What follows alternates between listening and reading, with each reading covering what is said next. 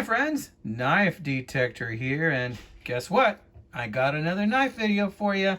Now this is one I bought on eBay a while back, and I'm not ashamed to say I got a really great deal on it. I think I got this knife for about 15 bucks or something like that. I saw another one on eBay recently that the seller's asking $65 for it, or best offer. I think I got a good deal on it because this is no longer a model. This is the model that Rough Rider no longer makes. And this is a Rough Rider 1086. And some people call these Coke bottle knives. Some people call these swell center knives. Some people call these fiddleback knives. And they're just great knives, you know. And this is a very sharp knife. It's got this yellow plastic type of handle. I kind of like the handle. I do notice that there is some difference in the coloration of the handle, like it's darker right up here and down here and over here around the shield, and it's lighter and in the middle. And I have a feeling that that's due to the fading of the paint or the coloration of pigmentation on the handle. I think maybe this was left out in the sunlight. This is a used knife. I bought it used, and it did have some more pronounced scratches up here, but I buffed some of them out. And I noticed that the blade really didn't have any use at all, guys. Honestly, the thing with this knife was that it was just stored and not used. And I thought to myself, wow, what a great knife. How could somebody just buy that stored and not use it, right? Even though I'm guilty of doing that myself with lots of knives. I saw that and I thought, well, I'm going to use this knife. I'm going to stick it in my pocket because it's so slender and so thin. And I'm going to use this bad boy. And look at that. See? Brass liners. That's a little bit of it doesn't move at all, the handle. I think that's just the way it was made. It's glued on pretty tight. Look at that. No use at all, really. Just opening and closing. 440. I mean, with the knife like this, you can slip it into your back pocket. You can slip it into your front pocket and just keep it there. I mean, I don't understand why I haven't really used this knife either, guys. Honestly, I don't know. Yes, I've been waiting for it to make a video for it, but other than that, I've been now using some knives, and I thought to myself, why don't I pull this knife out more often? I don't know if it's just because it's a larger size. Maybe I'm worried that I'm going to intimidate somebody if I pull this out. It's about 5 and almost 5.5. Yeah, 5.5 inches in the closed position. In the open position, it's 9.5 inches. So this is kind of substantial. It's not very heavy. Let's go ahead and weigh it now. So I'm trying to decide with this knife, what am I going to do? Am I going to go ahead and am I going to sell this knife? Am I going to, use it? Right now I'm leaning more towards selling it, and I'm going to tell you why. 5 ounces exactly. I really like this knife, and I kind of don't want to sell it. So then a lot of you are saying, Knife Detector, if you really like the knife, then just keep it. Just keep the dang thing. Keep it, Knife Detector. I know what you're thinking. I hear you. I hear your thoughts out there. I know what you're thinking, right? I know that you're thinking, well, if you were going to sell it, why'd you buy it? Why'd you buy it if you were going to sell it? And I know what you're thinking, because guess what? My wife has told me the same thing. She's told me, if you're going to buy the knife, then why are you going to sell it? Well, my answer to that is some knives I do buy just to sell, because I know that they're worth more and I can make a profit, and then I can go ahead and purchase a knife I really, really want. And so that's one answer. The other answer is this.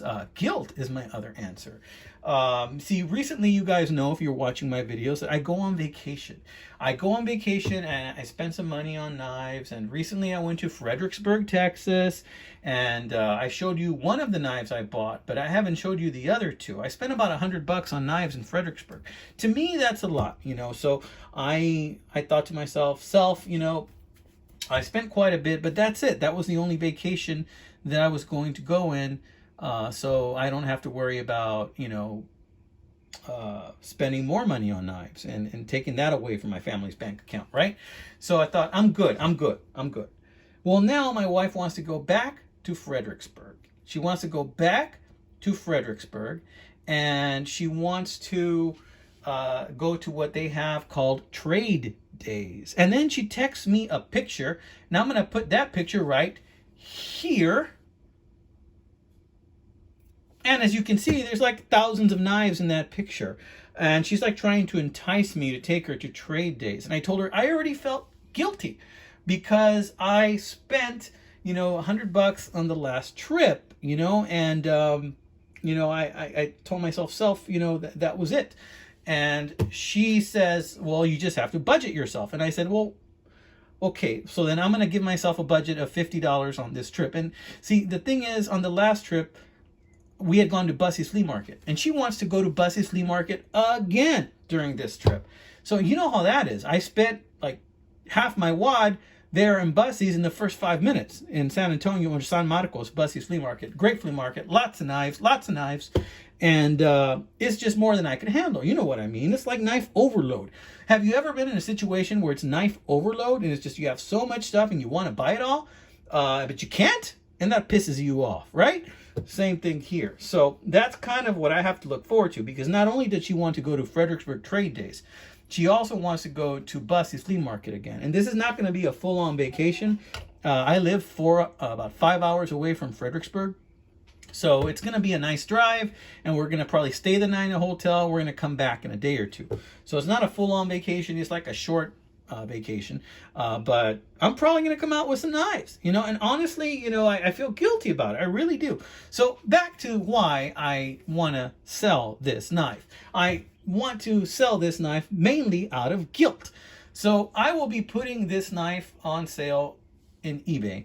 And by the time you see this video, it may already be on eBay, and it may already have some bids on it. I may put a buy it now price on it where people can make me offers, and that's just to offset probably the money I'm going to spend on this trip going back to Fredericksburg.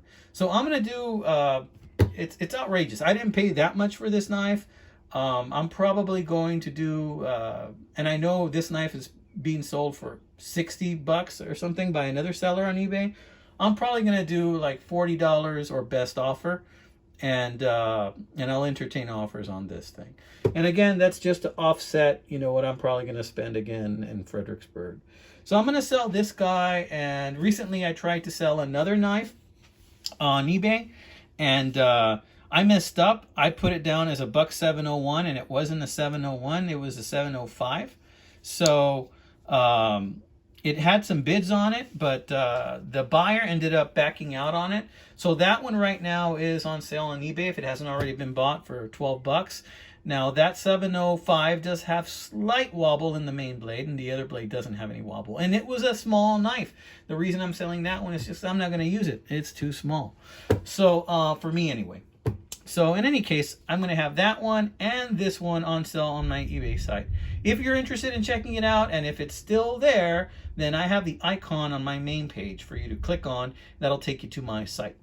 So, okay, guys, this has been another one by the Knife Detector. It's a beauty of a knife, but I'm going to let this go. Sometimes we have to let things go to make rooms in our toy boxes for other newer toys or more desirable toys.